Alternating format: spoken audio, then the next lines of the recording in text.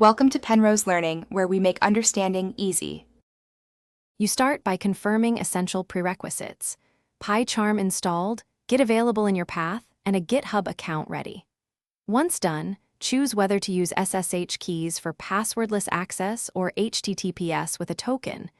SSH is more convenient long-term. In Pycharm, go to VCS, then get from version control, and paste the repository URL. Do this now so you move straight into linking. The idea is to get a connection established before editing code. You now configure authentication and link the local project to GitHub. Generate an SSH key with SSH keygen and copy the public key to your GitHub account, or create a personal access token if using HTTPS. Either method authenticates pushes. In Pycharm settings, point to your Git executable and confirm authentication under version control.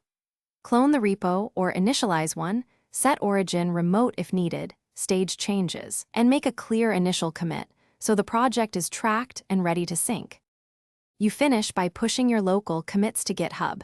Use VCS right arrow git right arrow push in Pycharm, then verify the changes on GitHub's web interface to confirm the link. Make branches for features, pull changes from origin before pushing, and resolve conflicts locally.